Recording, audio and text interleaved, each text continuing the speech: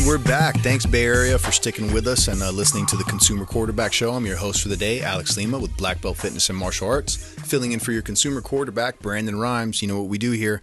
Always try to get you in touch and get you the knowledge you need to work the right way with the right people here in the Bay Area. We got Hall Appraisals coming up here soon. He's a veteran of the show, been here quite a few times. But before we do, we'd like to showcase some of the properties available to you through the Platinum MVP team at Keller Williams. First property we'd like to showcase is it's 51 Island Way, Unit 906 in beautiful Clearwater Beach, Florida.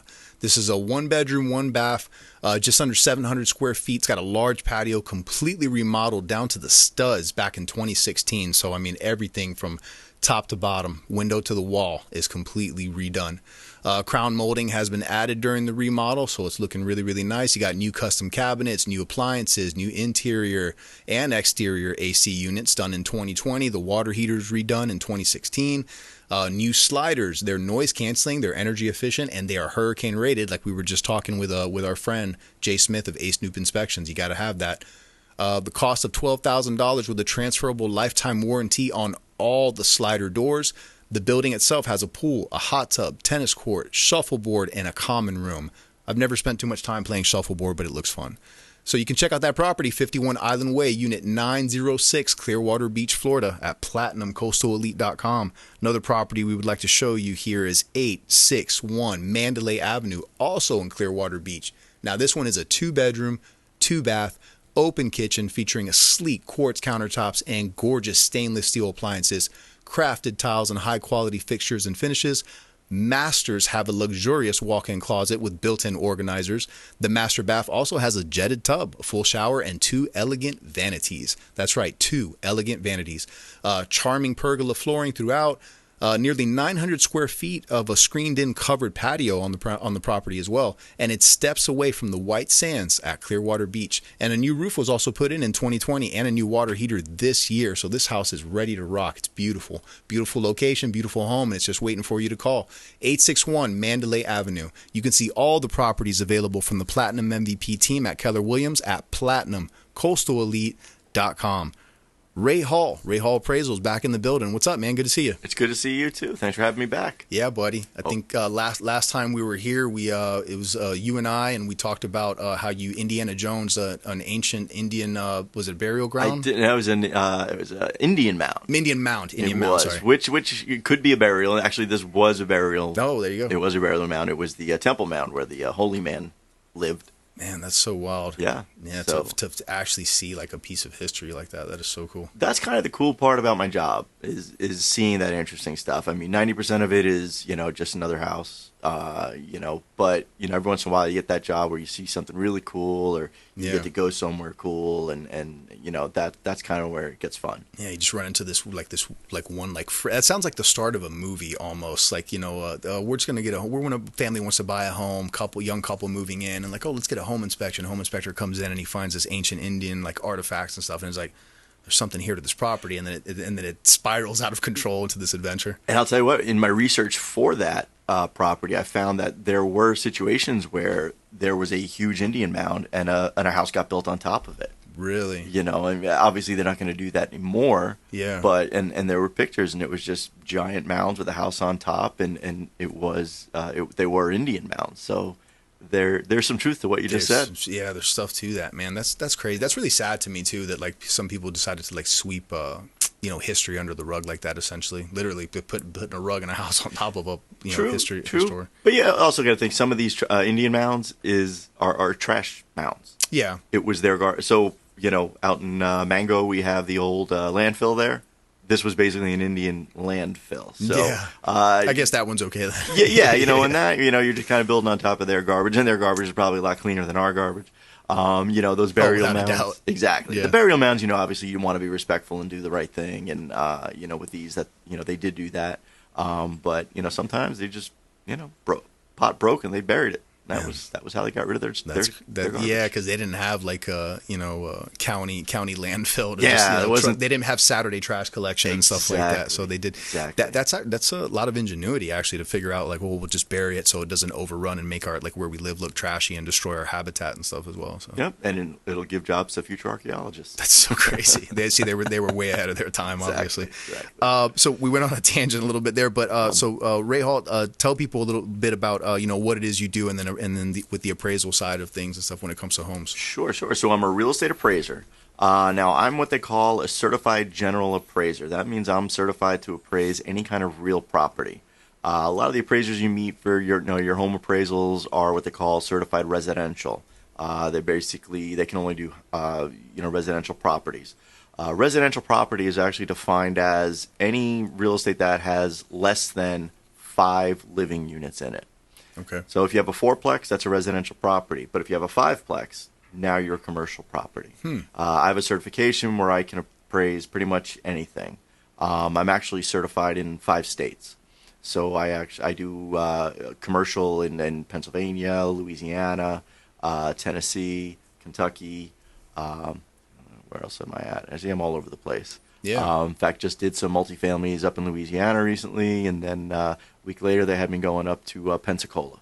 Wow. So obviously my home. I do. Yeah. Most of my business is here in Tampa Bay, but I've been branching out, and it's made for really interesting work. As we were talking before the show, I'm finishing up my pilot's license, so I'm hoping it's gonna give me an easier way to get to travel time. Yeah, definitely the travel time, not so much the cost, but the travel time and the convenience of it would change. But it's all about making your life exciting and making your job exciting, and just creating that life for yourself, and that's kind of what I do. It's what you make of it. It really is. That's interesting to me because I mean, obviously I can't speak. I'm just thinking off the top of my head here. I think most people that become appraisers do, for the most part, stay somewhat just in their local area. But like you've obviously you thought outside of the box, and I mean you get into like mixed like travel and stuff and with this stuff as well. I do. One of my favorite ones I ever did, I had to do this little old convenience store in Cudjoe Key down in the Florida Keys.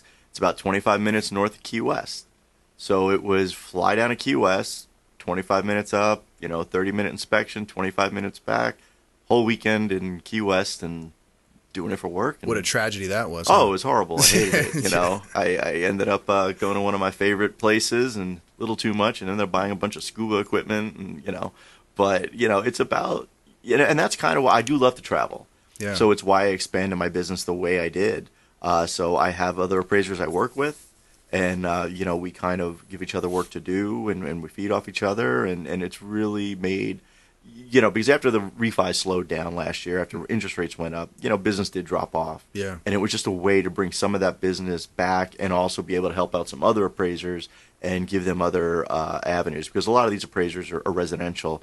And what I do is whenever they have commercial business that comes to their company, I handle the commercial for them. And they were able to make a little bit of income off that as well. Oh, So okay. it's really been a great time, just working with other appraisers and learning other areas. Yeah. How was Louisiana when you were up there? Hot.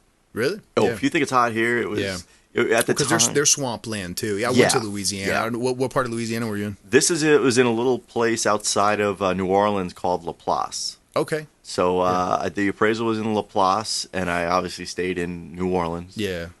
New Orleans. Yeah. Which it was the first time I'd gone to New Orleans and it not be Mardi Gras. Oh, okay. When I was in college, I went several times, and it's almost better. You see it less crazy, and you can actually do things. I loved it. I was like, this is so much better. Like, I'd come back here in a heartbeat and do this. Yeah. So I went to New Orleans. This was years ago. Now I'm so overdue to go back. Like, I instantly fell in love with the place, and it's one of my favorite places on planet Earth. Oh, it's beautiful. Spent some time in the French Quarter. There's people that don't know. I don't know why this turned into a New Orleans shout out, but I have to say this, and I hope it's still standing. I don't know if you've been there. You're familiar with this. Yeah. In the French Quarter, there's a spot there. It's called Lafitte's, and it's like a bar. It's a tavern you go into. But back in the day, it was a actual blacksmith shop, and they've decided to keep it like as if it's like blacksmith, type. Cool. So the lighting in there is lanterns. The only true electricity that you have in there is like to run like the registers and stuff like that. Oh, wow. But the rest of the vibe is there is like you're going into it's an old blacksmith shop. So it's like it's like you've gone back in time and you're drinking at like an old tavern when you're there. All right, well, when I finish my pilot's license, I guess I'll have to head up there and check it out. Gotta fly down there, man, and check it out. And they have, what was it? Oh, how can I forget? The Voodoo Daiquiri. Okay, I've heard of it. I haven't had it. It will blow your mind. Will it? That and what is it? The beignets or the beignets? The beignets. I don't want to missay it. I mean, beignets, yeah, amazing. Yeah. We used to Cafe have Du our. Monde. We'd go to Pat O'Brien's, get the hurricanes, and we too good of a time. Yeah, man. So how long were you out there? I was only there for overnight. Okay. I fly out, during the morning, go to the properties, take a look. I used to make whole weekends out of it, and then I realized, man, that's just eating into the profit. Yeah, so for sure. I usually just do a night. Yeah. I'll stay somewhere nice and get a good dinner, and then I'm back home the next day. So, but it's still, I see interesting things. Like this place, La Place, I would never have even thought to go there had I not, been hired to do this job. So it makes for an interesting time. Yeah, man, that's funny. You seem to have, like, I don't know, some sort of guiding spirit within you that whenever you just keep going to these interesting things, like the Indian ground, like there's something about you that you just get not by chance, but something about your destiny keeps taking you to like this like interesting stuff, man. I don't know. I guess maybe like it. I got to a point in my life, back in 2015. Unfortunately, me and my ex-wife split up. Hadn't done a whole lot of traveling to then, but that was the kind of the point where I'm like, I'm gonna do what I want to do, and I'm gonna travel. And that was my 40th birthday, and I hopped the plane. I went to Italy. I saw, Rome. I just went on a whim, to just decided, you know what, I'm going to go to Italy. I just said, I'm going to Italy. I'm turning 40. I'm going to go there for my birthday. My brother went with me. Nice, man. Did that whole thing. And ever since then, any chance I have to go somewhere. And that's why, again, I appraise in 5 states. And I travel to those states. And I've been doing it just because I love seeing something new. And, hey, I get some work done in the meantime.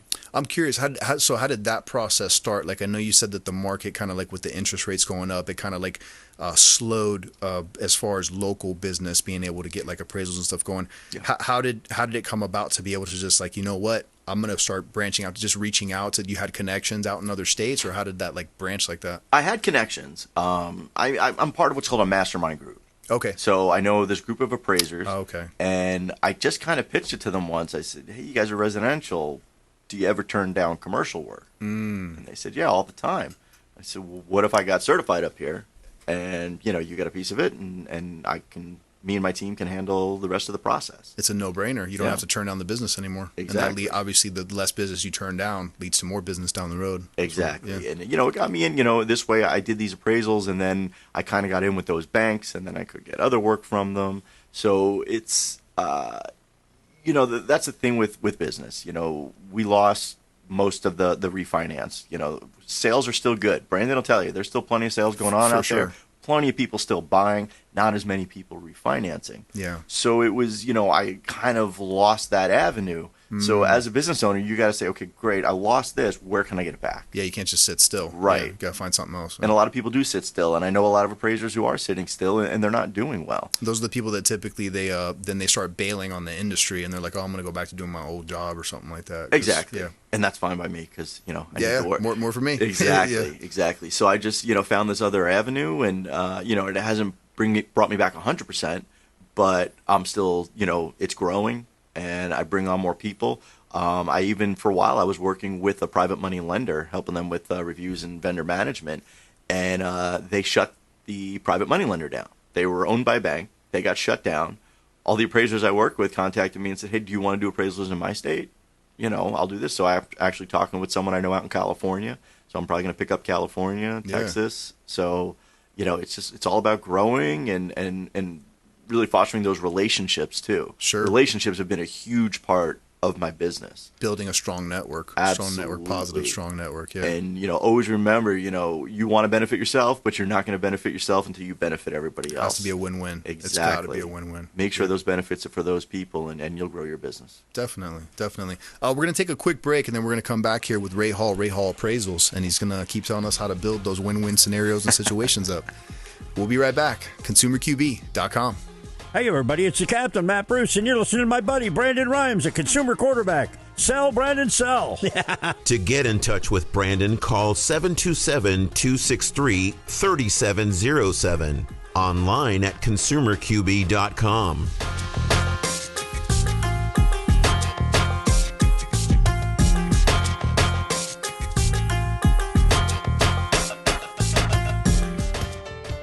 Patriot Mobile is America's only Christian conservative wireless provider who shares your values. They offer the very best nationwide coverage on 4G and 5G LTE networks and exceptional 100% US-based customer support. Patriot Mobile offers discounts for veterans and first responders, NRA members, and families with multiple lines. Learn more at patriotmobile.com/consumer QB. That's patriotmobile.com/consumer QB. Or if you'd like to give us a call, you can reach out at 727-263-3707. That's 727-263-3707. And we'd be happy to tell you more about Patriot Mobile.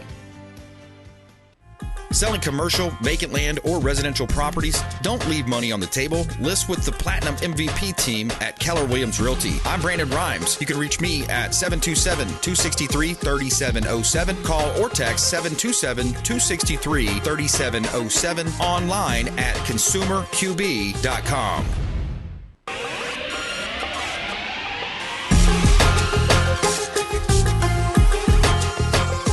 You're listening to The Consumer Quarterback, Brandon Rhymes, online at consumerqb.com. Brandon is Tampa Bay's #1 consumer advocate for real estate and financial advice. Call Brandon today at 813-917-1894. And we're back. Consumer Quarterback Show, www.consumerqb.com. You can see all of our expert contributors, and you can get in contact with us. You can speak with Ray Hall Appraisals, Jay Smith, Ace Snoop Inspections. You can speak with me, BlackBelt Fitness, Alex Lima, BlackBelt Fitness. Per the usual, we want to highlight some of the properties available to you from the Platinum MVP team at Keller Williams, Brandon and Lindsay's stellar real estate company. And we have a residential property here for sale in beautiful Tampa Bay, 6504 South Linda Street here in Hillsborough County. It's here in Tampa. It's a 1,900 square foot home in South Tampa. Beautiful home. Everybody loves South Tampa, right? Especially Gasparilla. You get to hang out there down by Davis Island. 3-bedroom, 2-bath. Over a quarter of acre of land that it's sitting on. It's got an updated kitchen and bath. Motivated seller. They're willing to put money down towards the closing cost or buy down the rate. So this home is ready to move, and it is in great shape, ladies and gentlemen. You got to check it out. Beautiful pictures there taken by Fabre Frameworks. You can always tell because they do the beautiful lighting there in the clouds. Residential property for sale, 6504 South Linda Street in Tampa, Florida. Another property we would like to showcase is 10415 Main Street in Thonotosassa, again here in Hillsborough County. It's 5 acres. It's actually a commercially zoned property. It's a great return of investment here because it's sitting on 5 acres. You can do a lot with this property. It's an incredible potential for development, and it's minutes away from the Tampa Bay area, so you're close to the airports, the malls, everything. It's sitting on 5 acres, 10415 Main Street, Thonotosassa. You can check out all of the properties available from the Platinum MVP team at Keller Williams at platinumcoastalelite.com.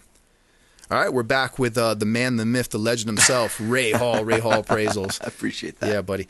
So I got to hear more about. We were talking a little bit off air, and you kind of teased it a little bit. So the pilot license thing. Yeah. So this was something that you just wanted to do, or you just always kind of interested in it, or what brought upon that? I always wanted to do it. I've always been interested in it. And then I had a friend of mine who went out and got his pilot's license. And I was kind of like, man, I always wanted to do that. Yeah. So how it started was he said, well, you know what? Me and my friend Nick, we're going to take his plane down to Key West this weekend. He said, why don't you come with us? You can fly a little bit, see if you like it. Yeah, get a feel for it. Yeah, so on the way back, we stopped out, got some gas in Venice, and I flew it into St. Pete. And I was like, man, this is fun. I like this. Man, that's next level cool. That's really cool. It is. And the cool thing about it, too, is, you can kind of do those little trips on a Saturday morning. You can get up and decide, you know what, I'm going to go down to Fort Lauderdale for brunch. And, hop in your plane as long as the weather's good. Hop out and do that. I went to high school in Port Charlotte. Okay. So, to think, I can just hop on the plane, be down in Port Charlotte in 20 minutes, have lunch with friends and hop in the plane and come on back. I can't imagine a world without traffic. It's crazy. The first time I had to do what they call cross-country flights for my license. I feel like I'm stepping on Captain Will's toes here. So, you had to do these distances, and I'm going like 100 miles, and I'm there. What's an example? Like, where did you have to go from where to where? The first one I ever did, I went from Tampa to Arcadia. Okay. And so Tampa to Arcadia and back, I think took me a little over an hour. Wow. Try driving that sometime. Yeah, forget it. Yeah, yeah. So that, that was another thing about that I liked. And, just kind of, the best part is when you're flying above I-4 and it's back-to-back traffic and you're just flying down, along. you're like, not it. Yep. Not me. Yeah. Like I could be in Plant City in 5 minutes. So. Man, that's nuts. It's that's cool. Nuts. It's How fun. nerve-wracking is it the first time when you're, like with anything else? It's like the adrenaline's going a little bit and like, oh man, I'm really in control of this thing right now. Terrifying. I'm sure. The first time I soloed without an instructor, I got out of that plane. My shirt was soaked. I was sweating so bad, and I was absolutely terrified. And then, it's the first time you go long distance, you're terrified. And the first time I'm going into a towered airport and I have to talk to air traffic control. Yeah. Because Tampa Executive Airport, there's no tower, so I just say where I'm going. Yeah. So it was all terrifying. But, now it's all come to an end. So I'm looking forward to, traveling with friends and, trying to work it into my business too. I think that's another big thing as well to touch on with that adventure side, that entrepreneurial spirit, and then like learning, not being afraid to go and try things, jump on that plane, go and see, the Roman Colosseum and stuff. Yeah. Get behind that pilot seat and see what it's like to fly. Similar experiences. Like I felt like that nervousness when I first was learning how to ride motorcycles. I rode bikes for a long time. Mm-hmm. And then like doing, what I do, combat sports and stuff. You're nervous as heck the first time you do it. Oh yeah. And then even subsequently, every time you do it, there's a little bit. But that's, people I think mistake nervousness. It's not nervousness. It's just energy. It's your body's natural way of priming and prepping for a scenario that you need to be alert in and not just laxed in. And I've always said, people don't like change. For sure. Change is Most not people, comfortable. Yeah. Mm-hmm. When I first started my appraisal business, I had a great job at a very large bank. I won't say who they were. I have nothing bad, but I was a manager. I had 17 people under me, and I had a good salary. I hated it. You wanted more. And you knew there was more out there. Yeah. And so literally July 1st, 2017, I walked out. I felt like 1,000,000 pounds taken off my shoulders, and basically I was responsible for my income from then on. Yeah. So I've kind of always had that, I'll make it work. Yeah. I want to learn to fly. I'll make that work. Taking on all this work that I do now in other states and traveling and all this networking I do, it's all about, the people who make it and the people who really succeed are the ones who aren't afraid to take on that risk and get through the pressure of starting something new or doing something that maybe everybody else in your field isn't quite doing. Sure, for sure. Yeah, I feel that. And I think for those that are kind of scared to take risk, I mean, sometimes the best thing, my advice would be put yourself in position. Now, within reason, I'm not saying go pick a bar fight or something like that, but put yourself in positions where you have no choice but to face, you're in a position where you have to prevail. You know, go and take that class where, a jiu-jitsu class where you're going to get smashed. When you first start, you're going to feel what that pressure is like. But then you know what? Yeah, you got beat up a little bit, but you're going to realize, man, I survived. Yeah. Okay, so just keep showing up, just keep doing it. Yeah.